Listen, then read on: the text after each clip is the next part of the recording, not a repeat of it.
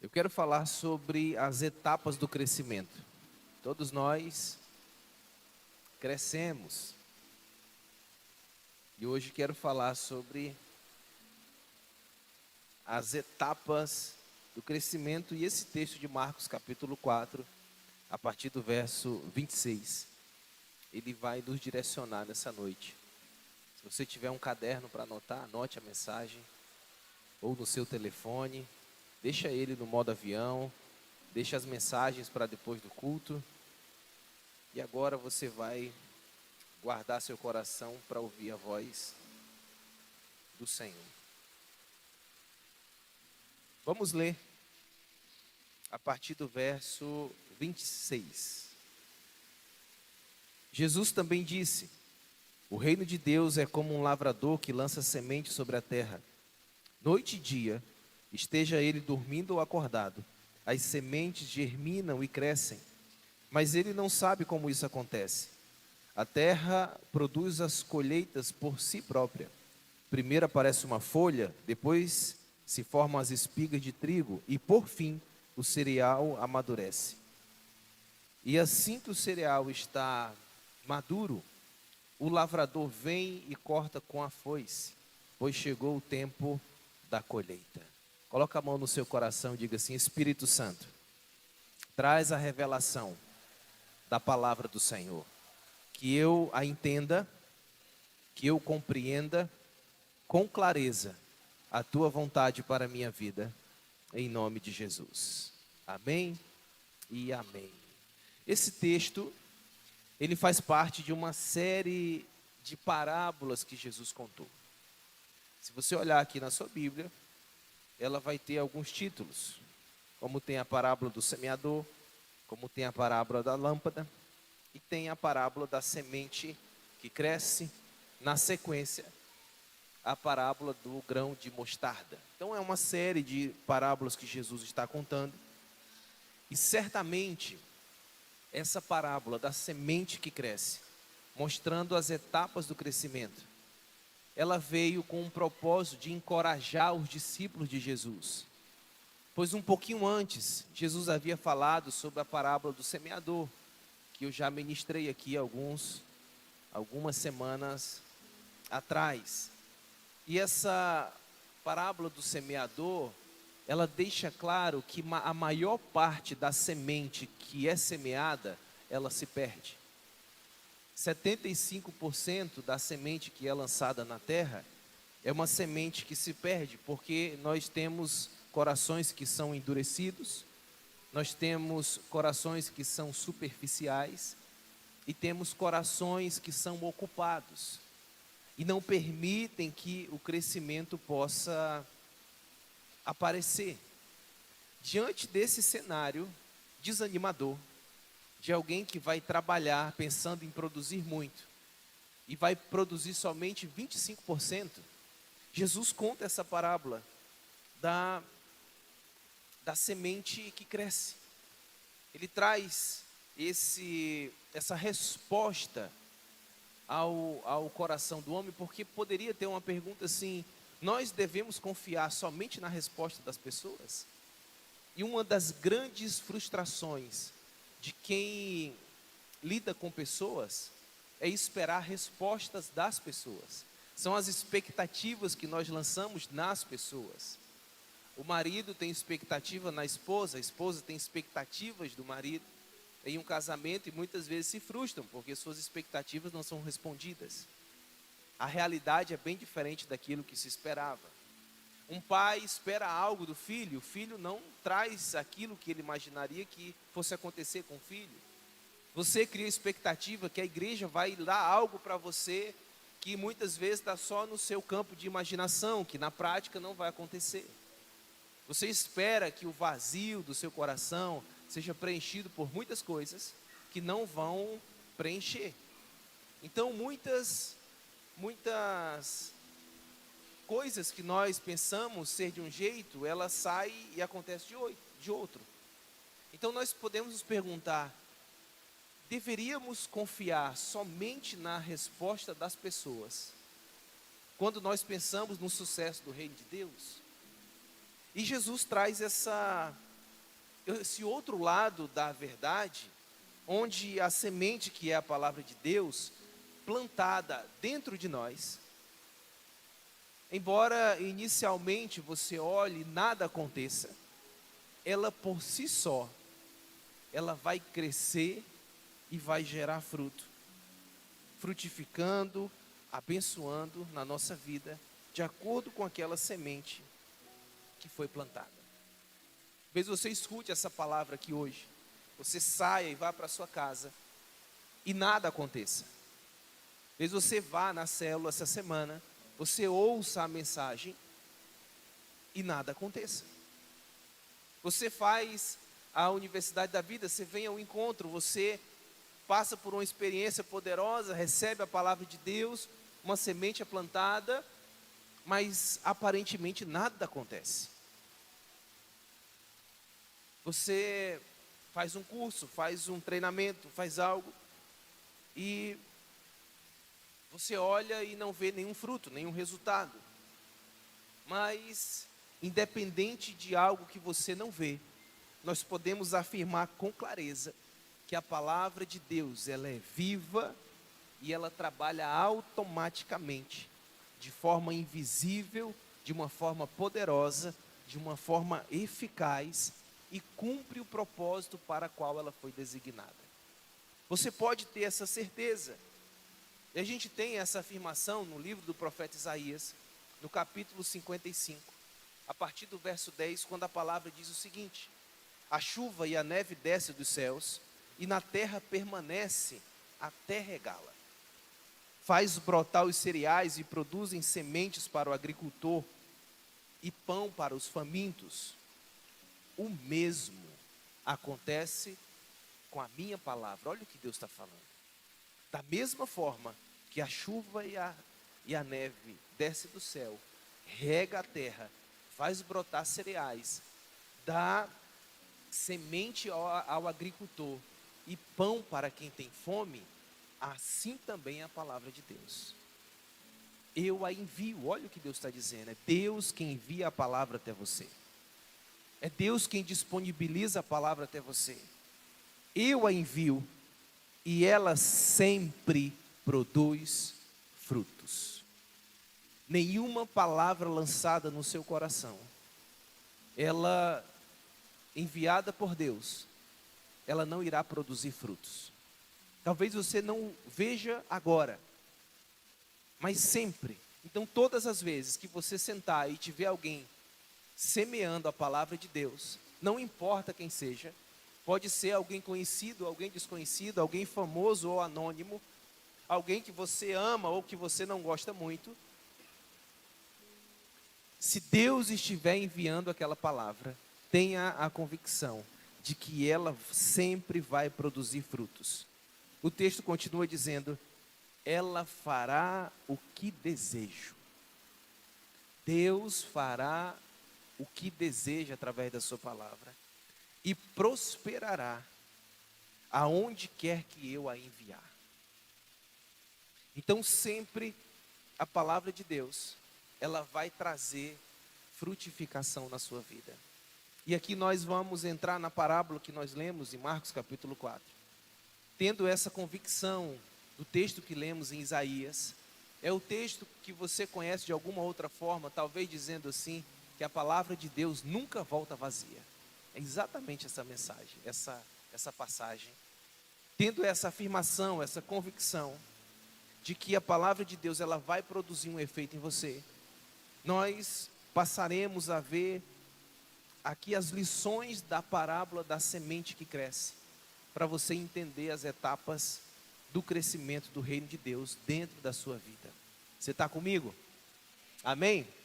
Então vamos à primeira lição, que está no verso 26, que nós já lemos, que Jesus disse que o reino de Deus é como um lavrador que lança sementes sobre a terra. Primeiro ensinamento, nos mostra a necessidade de um semeador. Tem que existir um semeador. Sabe qual é o grande problema nosso? É que nós gostamos de alguns semeadores. e não gostamos de outros. E gostamos de algumas sementes que são lançadas, mas não gostamos de outras. Então nós somos seletivos na semente. Nós não permitimos que Deus realize a sua vontade, apesar da minha. Aqui o texto está dizendo que o reino de Deus é como um lavrador que lança sementes. A semente não pode ser escolhida por você. A palavra que Deus envia na sua vida não pode ser escolhida por você. Você não pode ser seletivo. Porque se você agir com seletividade, você vai impedir a ação total de Deus na sua vida. Porque existem sementes que são amargas, são sementes que são difíceis de ouvir, são palavras que são duras, existem palavras que nos contradizem, existem palavras que nos imprensam, nos colocam contra a parede. E se eu selecionar somente aquilo que massageia o meu coração, somente aquilo que é bom, somente aquilo que é gostoso de ouvir, eu estarei privando a ação da palavra de Deus e o crescimento que Deus quer fazer. Eu lembro de um pastor que foi ministrar em uma igreja, ele contou isso em uma pregação. Alguns jovens foram buscar ele no aeroporto, levaram para almoçar. E ele chegou no restaurante e começou a servir o seu prato. Salada, verduras, legumes, uma boa parte do prato colorido, um pouco de arroz, um pouco de feijão e uma proteína. Alimentação que deveria ser a nossa do dia a dia. E os outros jovens que estavam com o pastor encheram um prato de besteira, só comida boa, gente? Quando sentaram na mesa, o pastor, já um senhor maduro, experiente, vivido, olhou para o prato dele, olhou para o prato dos jovens e fez uma pergunta: vocês não são homens? E eles estranharam aquela pergunta. Pastor, nós somos homens. Mas vocês não pegaram verduras, legumes? Eu não estou vendo salada no prato de vocês. Ah, não, pastor, a gente não gosta.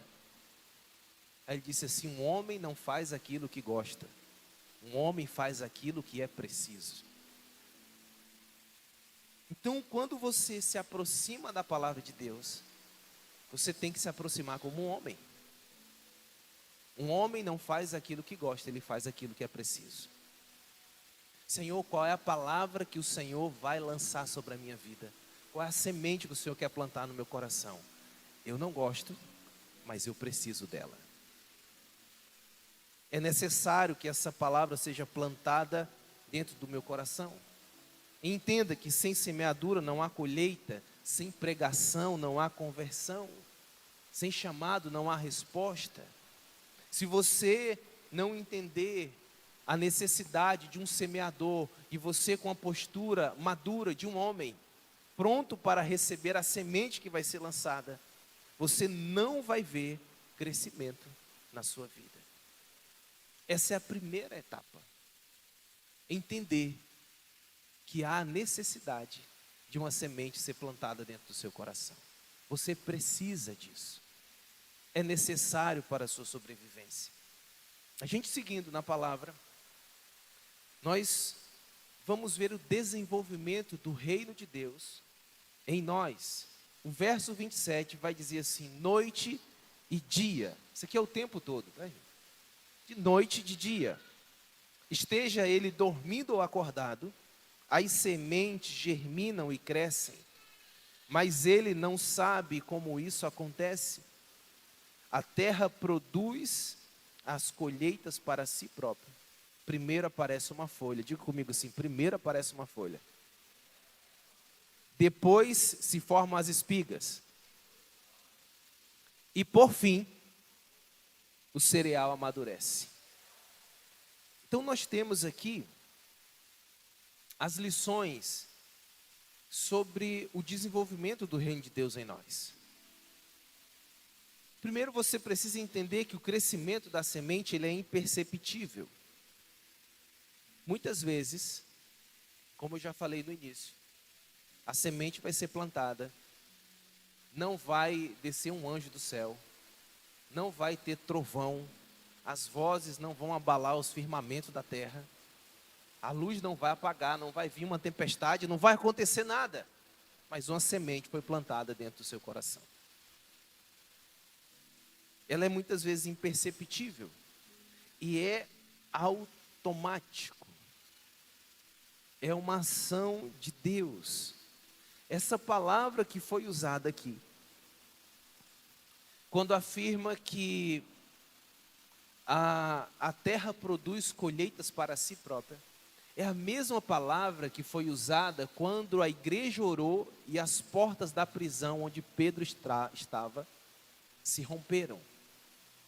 A palavra vai dizer que as portas se romperam, as correntes se quebraram, os portões se abriram automaticamente, sem a participação de um homem. Assim também é o crescimento da semente do reino de Deus dentro da sua vida. Automaticamente ele vai crescer. Você não permanecerá do mesmo jeito.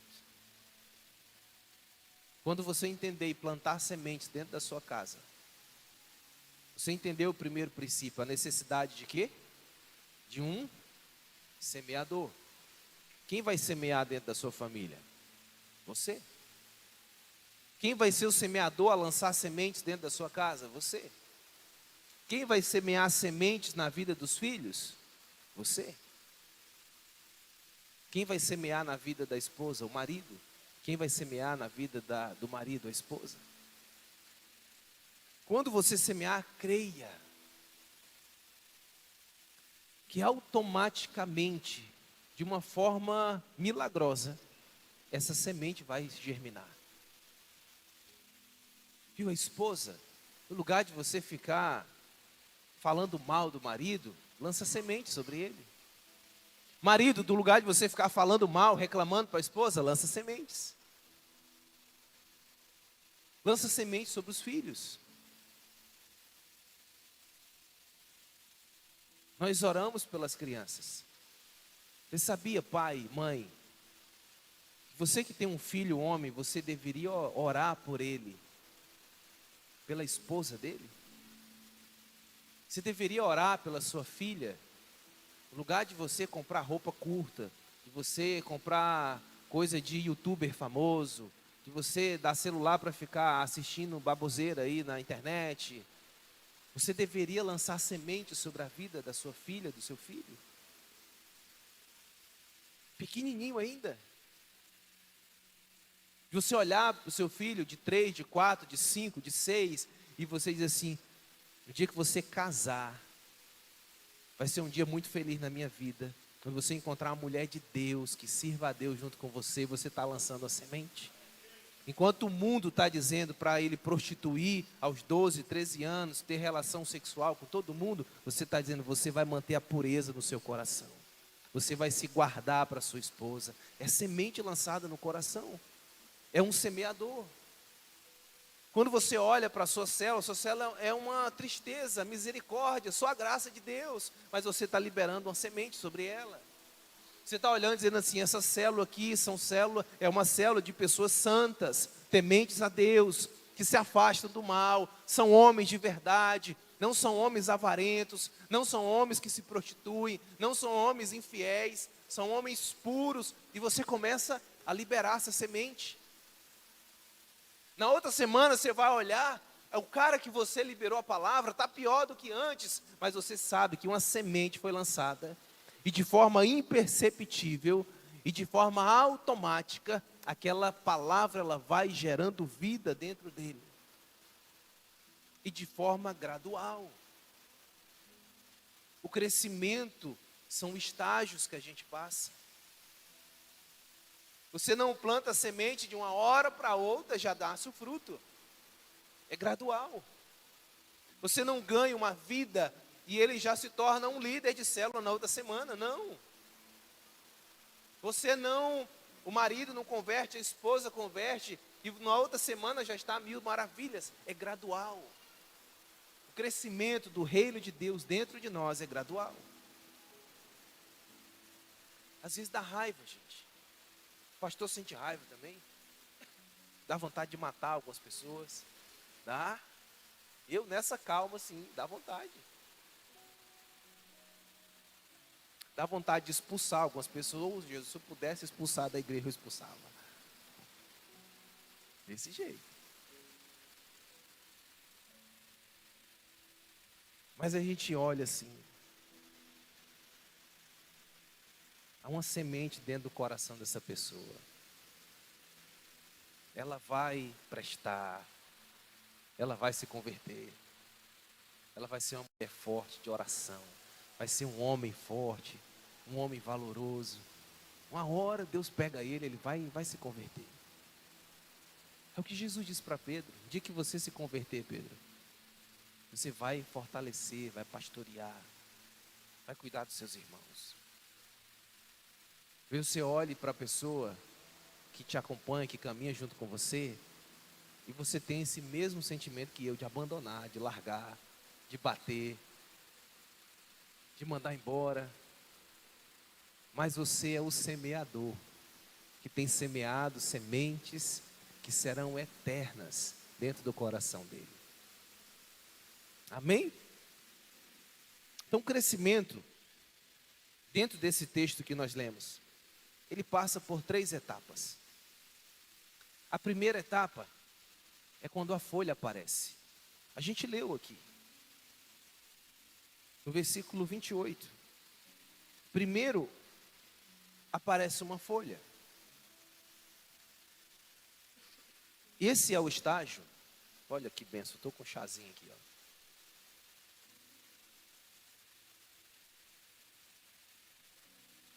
Primeiro aparece a folha. Esse é o estágio em que a palavra de Deus, ela nos confronta.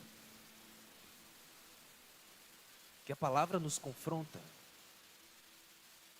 Ela revela quem nós somos. E quando ela revela quem nós somos, a imagem não é boa. Quanto mais palavra, quanto mais luz, mais nós percebemos que nós não prestamos. Mais nós descobrimos as nossas imperfeições.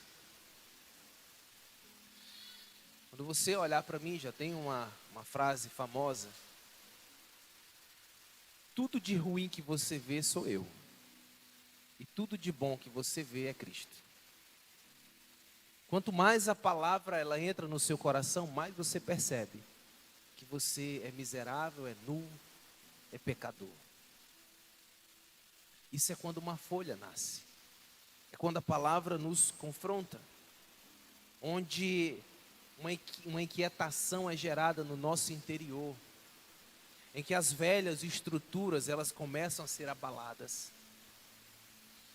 E nós ficamos preparados para que uma nova vida possa nascer em nós, novos valores sejam estabelecidos. Isso é quando uma folha aparece. A outra etapa é quando o texto diz que depois se formam as espigas de trigo. Isso acontece quando as manifestações exteriores começam a ser visíveis.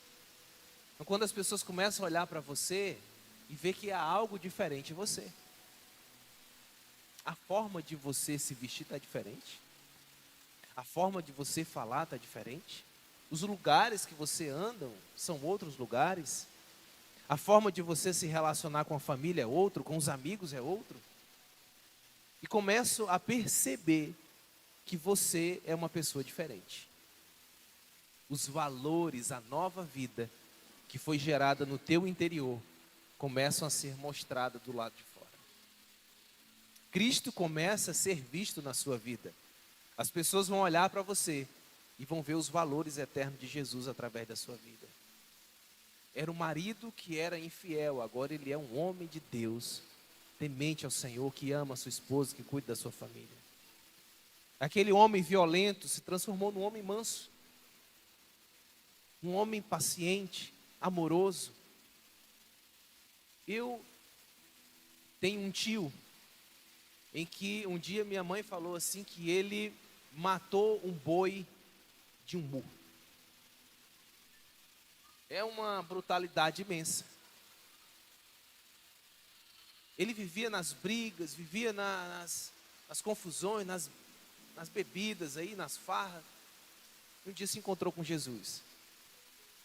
Minha mãe foi uma das mulheres que orou muito por ele. Saía de madrugada, ia buscar, ia ver onde ele estava, cuidava. A criação da minha mãe, daquela criação em que um filho vira pai e mãe dos mais novos, dos irmãos. E ela meio que virou mãe dos irmãos e cuidaram deles até a idade adulta ainda. E esse homem se converteu e quando ele fala de Jesus, ele chora. Ele me chamava de neguinho. Meu neguinho, não sei porquê, mas... né? Não entendo. E ele chama neguinho, e ele falar das coisas de Deus, e o olho lacrimejava. Só de falar de Jesus. Aquele homem violento, aquele homem que matou um animal de um murro, estava quebrado, doce. Isso é quando a espiga aparece. E aí a gente passa para a última etapa, que é quando o cereal, e por fim, o cereal amadurece. E isso não é de uma hora para outra. Isso vai levar tempo, em que você vai chegar na estatura de um varão perfeito. Me ligaram esses dias reclamando de um discípulo aqui da igreja. Disse, pastor, eu sei que o senhor não tem culpa, mas eu quero desabafar. E começou a falar. Eu disse assim, olha, tem paciência. Porque Deus vai agir no coração dessa pessoa, vai transformar, você vai ver. Vai chegar um dia que ele vai amadurecer, vai estar maduro, vai estar pronto. Vai estar nessa estatura que Paulo fala, a estatura de um varão perfeito. E quando nós chegamos aí, é a evidência de que o reino de Deus, ele foi plantado e está frutificando dentro da sua vida. Aí você pode olhar para trás do tempo em que a semente foi lançada, de todos os desafios que você enfrentou, de todas as lutas, as provas que você teve que passar. E você vê o fruto do reino de Deus na sua vida. E você vai entender que não foi esforço seu, foi a graça de Deus sendo manifestada através de você. E quando nós estamos maduros, nós chegamos na terceira lição que essa parábola ensina, que é o tempo da colheita, que foi o versículo 29. E assim que o cereal está maduro, o lavrador vem e corta com a foice, pois chegou o tempo da colheita. O tempo que nós estamos vivendo é o tempo em que o reino de Deus está sendo desenvolvido dentro de nós. Mas chegará um tempo em que o reino de Deus vai ser estabelecido em toda a terra. E é exatamente sobre isso, sobre essa maturidade, esse tempo de aperfeiçoamento em que o cereal do Senhor está vivendo, em que a igreja do Senhor está passando.